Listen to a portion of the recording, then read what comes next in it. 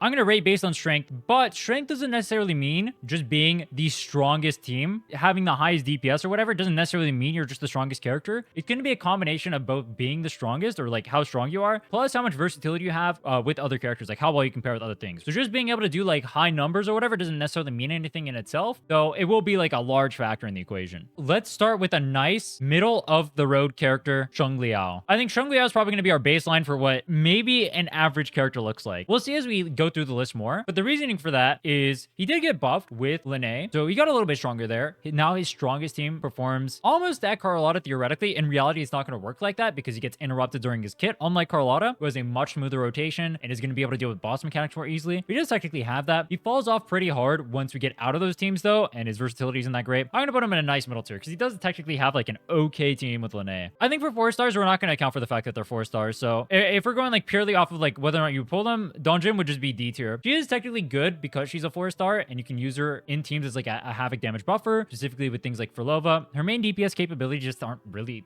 up there with the game anymore. The main reason to use her is you use her as the free-to-play option in Phrolova teams, which is a really good team, by the way. Danjin, Phrolova, Havoc Rover. Very strong team for free-to-play options. That said, on her own, she doesn't really provide too much value. The buff is kind of small, and she doesn't do too much damage. As a sub-DPS specifically, let me point that out, because someone's going to misconstrue that. She does not do too much damage as a sub-DPS specifically when you're doing the half rotation. Jiyan. So Jiyan's another character that's going to get that C-tier performance. People like to cope and say like, oh, he can go with Iuno, he can go with Ciaccona. And yes, he can technically go with Iuno and Ciaccona. And you know what Iuno and Ciaccona can do? They can go with other teammates and do it better. Jiyan takes the performance of every character he pairs with and drags them down. So yes, he can get wheelchaired across the finish line, but that's not what a strong character is. A strong character is one that actually provides value to those comps. If Jiyan provided any value to those comps, he'd be a character that performs higher. But he's a C-tier character. Would I rather have a Xiangli Yao or a Jiyan on my account? I'm not gonna lie, it's kind of a hard one. I almost feel like, they're like roughly equal. Yinlin has technically a team that she can play that is not good, by the way, with Aemeath. She can technically go as like a buffer for Augusta as well. And then obviously she can pair with Jinhsi, and obviously she can pair with Xiangli Yao. The problem is all those characters have much better options. Like it's not even close to like the well-performing options for those characters. I would have thought they would have made her more relevant with things like Augusta and try to make it so she pairs more with Augusta. I thought they would have made it so it's more relevant with even like Aemeath. I thought they would have buffed her more there too, but I guess they don't like Yinlin for a while. I don't know what to say. All right, Jinhsi, I guess Jinhsi C tier as well. I kind of mentioned it with the Yinlin earlier. Like her highest like level teams are like under the performance of early 2.x teams. And because she's under the performance of early 2.x teams, which are already power crap, like characters like Carlotta, once you get to those are characters that are power crap. In fact, a big trend you're going to notice is like just all the older characters are near towards the bottom. Problem with older characters, especially like Jinhsi has no new characters she can really pair with. She can technically go with Lynae, but that doesn't really raise her ceiling. It's like literally, it's virtually the same as she was before. So technically she can go with Lynae. It just does nothing for her. Ling doesn't help her, really. There's no real differences there either. I feel like they need to add a little bit more love. I mean, I think resonant skill characters in general are just kind of underpowered outside of Phrolova. I feel like they should add more love to them. I mean, honestly, they should add more love to 1.0 characters outside of Changli. We live in a world where I can unironically say that Changli is the best aging 1.0 character, not named Shorekeeper. Changli, though, now has a really strong team with Aemeath. Changli Aemeath, Lupa is a very strong team. You can use Changli as a liberation buffer, plus fusion buffer for Aemeath. Plus she does like okay-ish damage with actually she does decent, I shouldn't say okay, she does decent damage on that comp. If you can play quick swap, then it actually becomes a very formidable comp. If you can't play quick swap, it's still good, but it's not that comp. The Lupa Aemeath plus Changli comp will perform with like, that's like a T0 performing comp. If you play quick swap, it's like a T0 performing comp. Like Changli is actually legitimately a good character right now because she can pair with Aemeath. Her mono fusion stuff is okay as well. She's like kind of replaceable there. And then outside of that, when she goes to quick swapping and other stuff, she can technically clear. Like you quick swap with Carlotta, it'll clear. But that's a little bit more in the copium realm. You have to be pretty good at the game to be able to do that. Most players aren't going to be able to. Anyway, yeah, Changli, out of all the characters outside of Shorekeeper, Changli is the best aging. All right, you know what? If we're going to talk about overrated characters, it just has to be Sanhua. I think Sanhua is probably the most overrated character in the game. Every time I bring up Sanhua, people always say fast rotation. What character in the game besides Camellya can make use of that fast rotation? The answer is none of them. No character in this game currently can make use of Sanhua's fast rotation. Examples, we played it with like Aemeath earlier, right? Obviously she's not a basic attack buffer, but like you're running through your rotation so fast that you don't even have your ult off cooldown. So what do you actually get of that? What do you get from that? Maybe if they release more basic attack characters in the future, Sanhua will get better. The problem is still though, even if they release a basic attack character, a large part of Sanhua's value comes from the fast rotation. So if it's a basic attack character that can't make use of that fast rotation, then Sanhua's not even gaining any extra value, right? Because their numbers just aren't up to par with like the current high buffing characters. Think about Lynae. Lynae is like double the buffs of Sanhua. Plus she does damage herself, right? Plus she has like the extra like tune rupture damage and efficiency and all this stuff, right? Like it's actually crazy. Free to play Sanhua is S? No, it's not. It's even as a free to play, we're talking like full free to play, I would put her in B tier at best. Sanhua is just not a good character. She is so outdated. I think what happens is people have like a previous screenshot of a character in their minds, or they'll hear like other people talk who are like veterans about characters, but they don't look at the actual evaluation of that character and see how they perform in reality. If you look at Sanhua and you see her performance like in reality compared to like actually good options now, it's just not there. All right, Encore is weird. Encore would either be C or D tier. So she would either be low C or high D.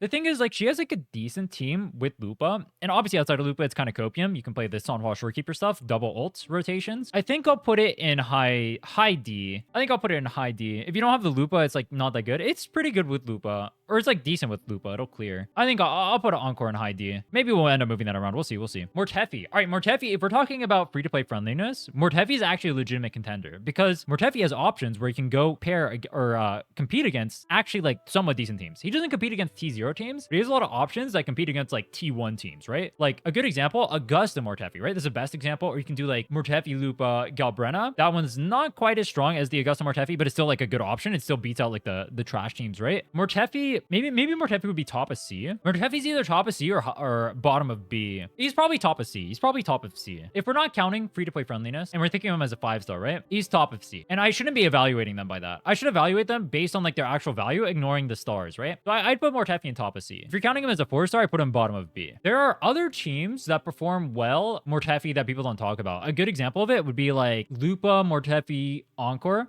That's a good performing team as well. Augusta, Mortefi, plus Shorekeeper, or Galbrena, Lupa, Mortefi. Those are good performing teams. Mortefi is a pretty solid character. Our next up, Verina. Technically, compared to the performance of other healers, Verina's not amazing, but because we have so few healers, she actually is like pretty decent. Maybe she's like high B just because we don't have other healers. Honestly, rating Verina is a really hard one because in terms of value, she's S tier, but where's she in terms of strength? Yeah, I think B tier is accurate. In terms of strength, we're going to put Verina in B tier. She has a ton of options. Obviously, she can just slot into every single team. There's not too many healers in the game, so it's hard to find options. I'm gonna put Verina in B. All right, Camellya. Camellya is another character, kind of same issues to Jiyan. Though Jiyan does technically have like higher performing teams, Camellya has better free-to-play options as well. Though both the characters are just kind of suffering from power creep right now. They used to be the two best characters in Whimpering Waste. No longer the case. Mono element teams beat them out. Phrolova on her own beats them out. Augusta beats them out. So neither of these characters are particularly amazing there. They're still good. Don't get me wrong. They're still like good. They're just not at the apex like they used to be. And then in tower, the performance has fallen off hard. If you can invest, you can't even invest in Camellya, right? Her performance caps at Sanhua, which her performance with Sanhua is pretty good. But with her performance capping there, she's pretty bad. I would actually say she's a worse character than Jiyan right now. Just because at least Jiyan can get wheelchaired. Even though Camellya has like a better free-to-play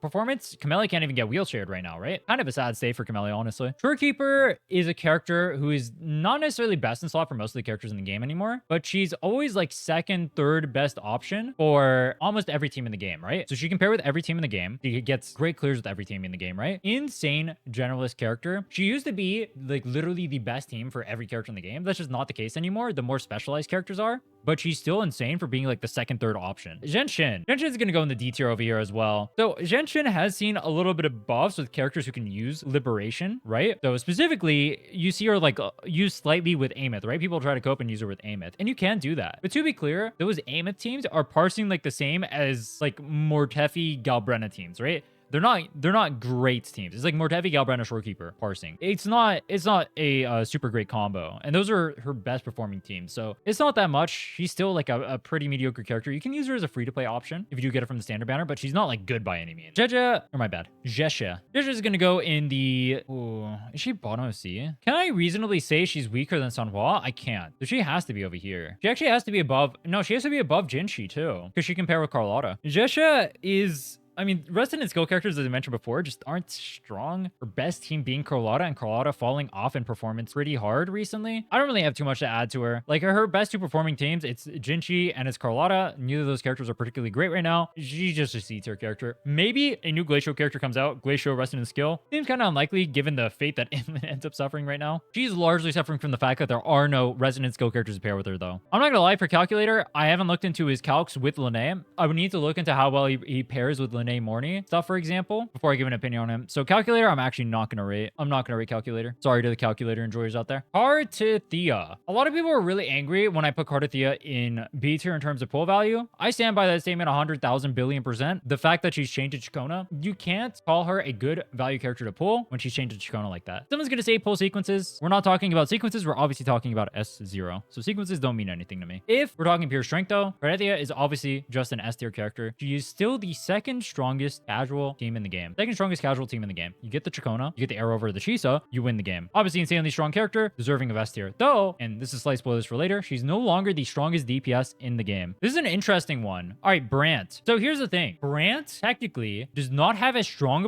of a performing team as Changli does now with Aemeath. Changli technically has a higher cap than Brant does now. But Brant does have more versatility. He has more like higher rated good teams. And the difference isn't too much. Like Brant is still pretty close in that mono fusion team for Aemeath. Plus he has like his own options of being a main carry. I put him slightly above Changli in value, even though Changli does have like a better performing team there, just because he pairs more with like other characters in the cast, and he just has more versatility and like more strength across like the things that he pairs with across the cast besides Aemeath. That said, probably a B tier character at this point. I think high B. I think high B is good for Brant. We'll put Brant in a nice high B tier. Also, side note, this tier list is just gonna look like release date for the most part, isn't it? That's crazy. Phoebe is another character we're gonna put in the C tier. Phoebe does have a lot of flexibility, but her flexibility comes from low performing teams, right? Those are teams that are like under the performance to say like Camellya free to play, for example, right? She can go with a ton of the roster as a main DPS, but the performance is not that high. It still clears, but it's not that high. She can, however, pair with Zani. Pairing with Zani gives her a well-performing team if you're gonna quick swap. If you're not playing quick swap Zani,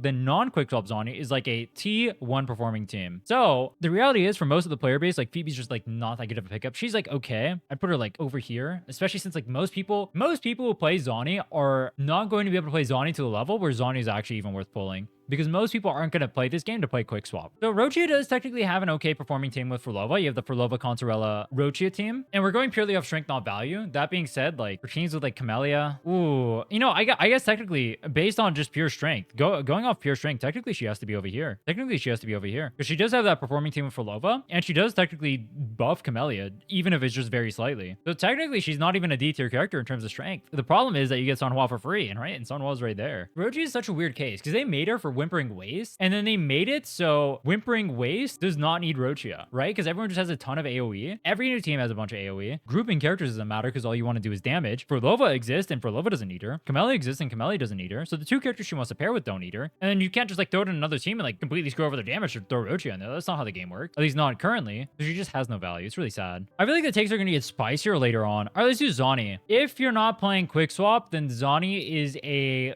B tier character. The reality is all of Zani's strength comes from doing 4 Nightfall. On top of that, in reality, if you play Zani and you're not quick swapping, you're getting locked into her auto attack chains, right? And as you're locked into those auto attack chains, the boss movements or the boss attacks and whatnot are gonna knock you out of it, and they're also gonna kill you. If you're playing Zani, I'd recommend trying to learn quick swap or playing quick swap if you're interested in learning Zani. Really good as a character if you're quick swapping. I would even put her up here in S tier if you're quick swapping. Also, do keep in mind Zani is 1000% reliant on Phoebe. Zani without Phoebe goes all the way down here. Carlotta is another character I feel like is overrated, but I understand why. One of the benefits of Carlotta is the fact that she has such an easy rotation, it's really hard to mess up. Actually, she has 3 benefits. The second benefit is that she constantly pauses bosses, so you get to ignore mechanic. As like a newer player or like someone who doesn't want to, or someone who's more casual, that's a huge benefit for you because you can still keep up your DPS without even understanding what the boss does. The third benefit is that her rotation is so fast that even if you mess it up, you're still getting your relative DPS window pretty similar to what calcs would end up being, right?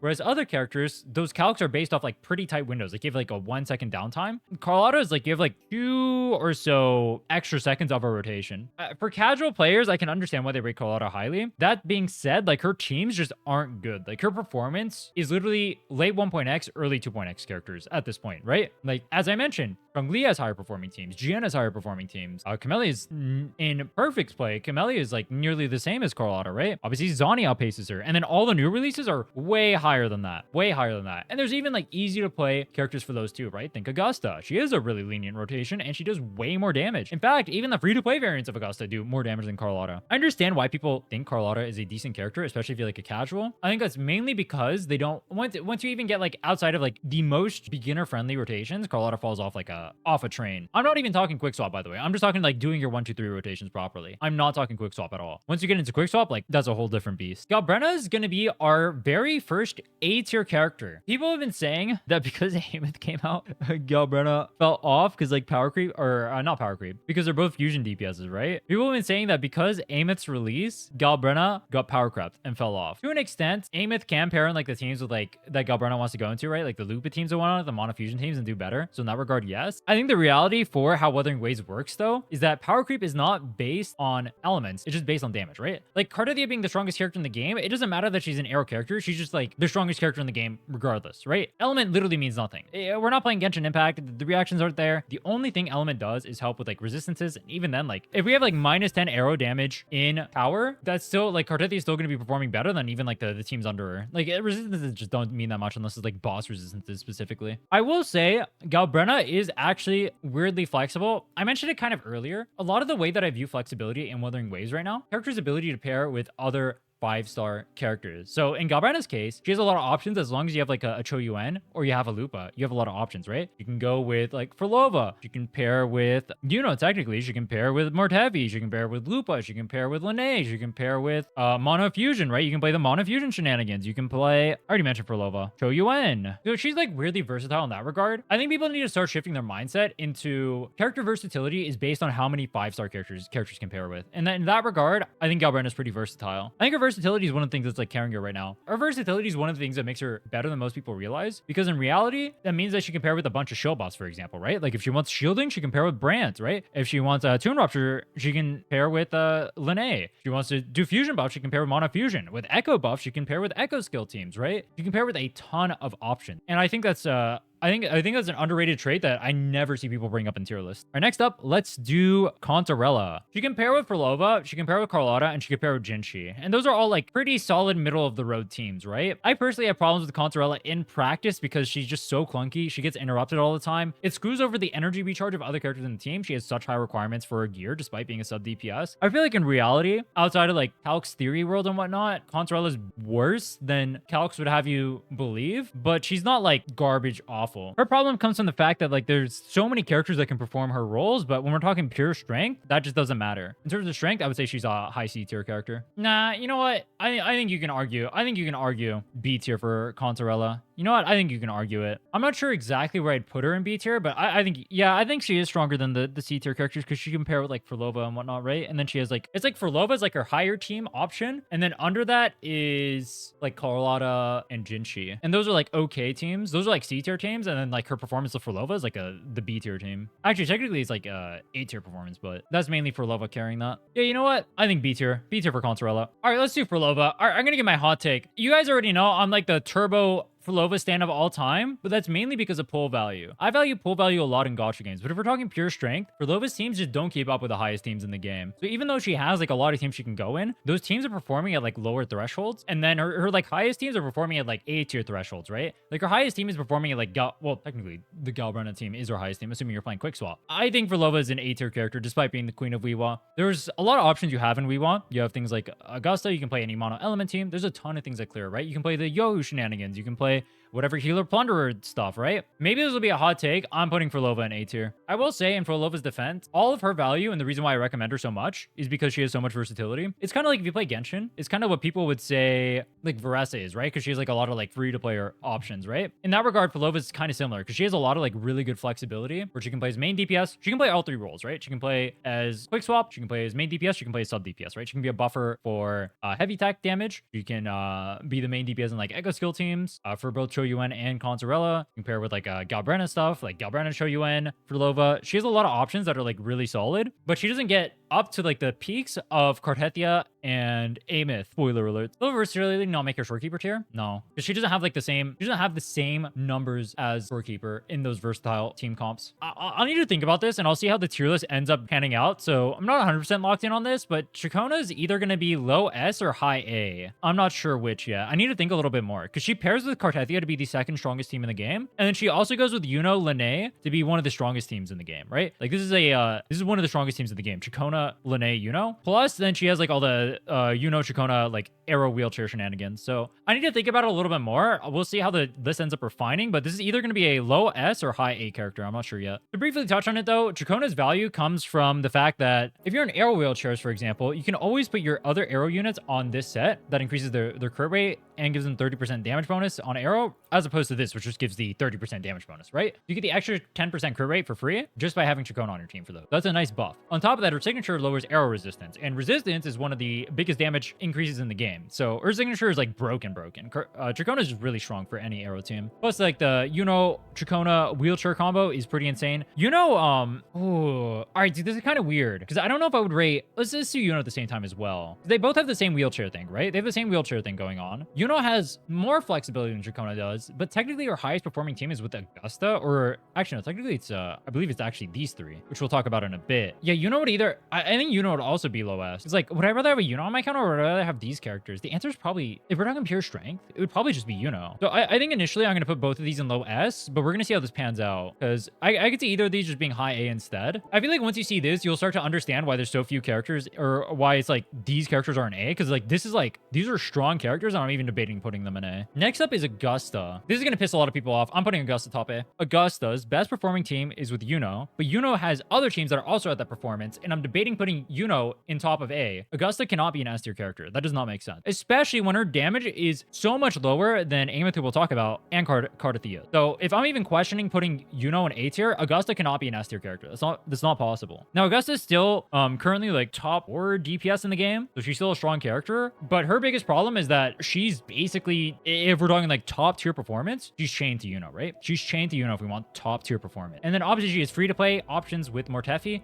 That's what a lot of people value the Augusta for, but we're talking strength right now, not free to play viability. And when Iuno has more teams, plus we have more teams that are at that level, plus she works in other teams and has more versatile teams as well, Augusta is high A. I don't know, Iuno is S and Augusta is A. Well, if Iuno goes with Augusta to make the Iuno Augusta team, and that's a high performing team, but then Iuno also has another team that performs at that level, which is Iuno, Ciaccona, Lynae. In what world can Augusta ever be higher rated than Iuno? Because that does not make sense. If that's the team that Augusta has to be in to like be at the S tier performance, right? Which even then she's not, because she's at like she's not even 80k, and we have Aemeath doing 90k. Augusta's not even 80k, and we have Aemeath doing 90k, right? I need to explain something. It is impossible for Augusta to be stronger than Iuno when Augusta goes in Iuno's team, right? Those two are the same team to be the good performing team, right? And then on top of that, Iuno has Ciaccona, Lynae, Iuno as another good team. So it is impossible. It is literally impossible for Augusta to ever be stronger than Iuno. It is impossible. When the Ciaccona, Lynae, Iuno team performs just as well as the Augusta team, plus she has more flexibility with the wheelchair stuff,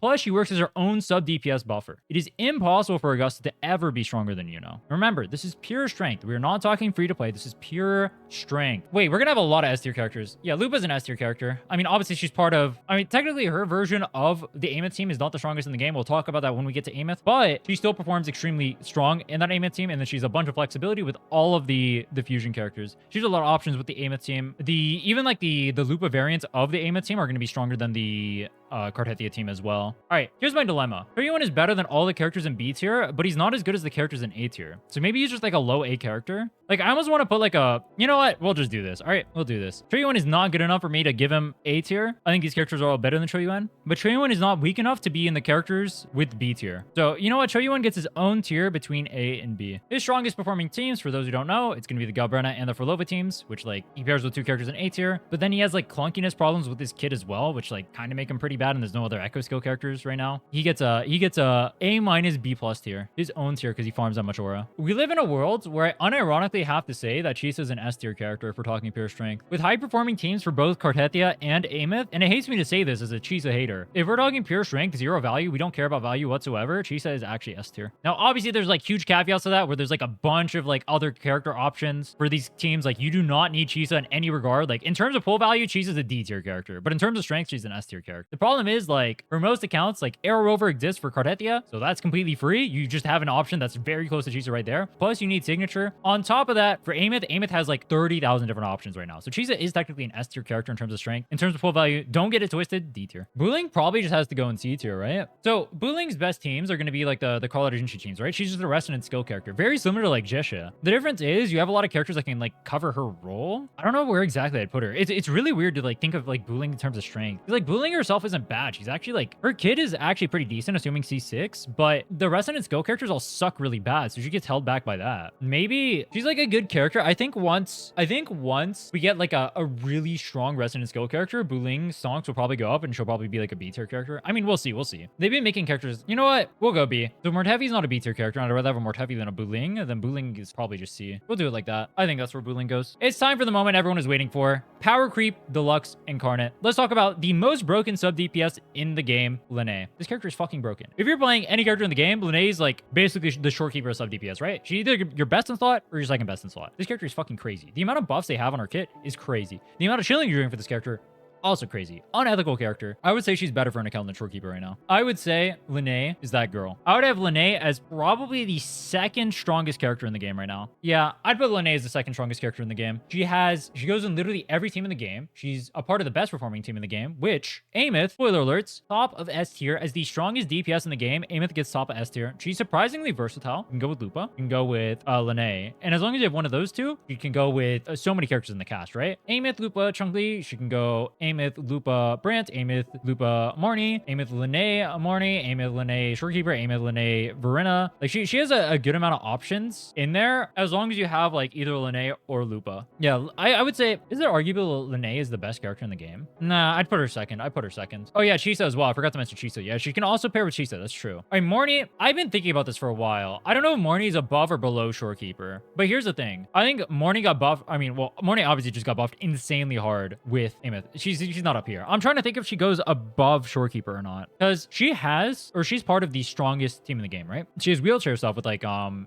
Mornye plus X, right? She is versatile, not as versatile as Shorekeeper, but her strengths and like the strength of like her strongest teams are up there. At the same time, I mean, Shorekeeper's best team is just going to be Aemeath, Shorekeeper, Lynae, right? Is Mornye higher than Shorekeeper? That is actually a hard one. I feel like people are just going to gut say Shorekeeper, but like we're talking pure strength here, right? And so Mornye, Lynae as a package just goes everywhere. And Mornye, Lynae as the package is just better. We're talking pure strength. Fuck it. I'm saying it, bro. I'm saying it. If we're talking pure strength, not value, Mornye over Shorekeeper. Strongest team in the game. Mornye plus Lynae goes everywhere and is better. I'm not counting S1. We're counting S0. We're talking pure strength right now. No value, no nothing. This is a pure strength-based tier list. This is not value. I'm not counting for free to play. Don't care about that. You guys wanted a strength-based tier list. You guys cry about full value tier list. Here's a strength-based tier list. Here are the strongest characters in the game. We're not counting for stuff you get for free on your accounts. We're not counting for any of that. We're not counting for like whatever you need to pair on your accounts. These are the strongest characters in the game. Let me double check and see if everything is ordered. This is what I'm comfortable with. Yeah. All right. I'll do a quick recap of the tier list and explain some like probably like the most interesting notes. Aemeath is currently the strongest character in the game in terms of DPS by a good mile. Like she goes up to 90k. And for reference, Cartethyia was like mid 80ks before. The reason why you see these DPS characters in A tier is because these are like high 70k or mid 70k characters. So people are going to be really, I think people are going to be really mad about the A tier, but A tier is still pretty good. But when we see numbers like 90k from Aemeath, having other DPS characters that are in the 70ks go into S tier is literally delusional. I can't do that. I'm not going to do that on a tier list. I don't care if people are going to crash out. We're leaving that as is. Cartethyia is second strongest DPS in the game. I put Mornye above Shorekeeper because his pure strength, not accounting for versatility. I mean, well, versatility does matter, but these two are up here. Mornye is also versatile, but with like the wheelchair package with Lynae just being stronger than this, and then also being part of the strongest team in the game, I'm putting Mornye above Shorekeeper. Remember, this is strength, not value. Lupa, part of one of the strongest teams in the game with Aemeath, and then also like mono fusion packages, all that stuff, right? And then strong teams with Galbrena, S tier deserve. Ciaccona, part of the second strongest team in the game with Cartethyia. I think S tier's deserved there, and then has like other good packages with like Iuno, Ciaccona, Lynae, and then the wheelchair stuff, shenanigans with Iuno.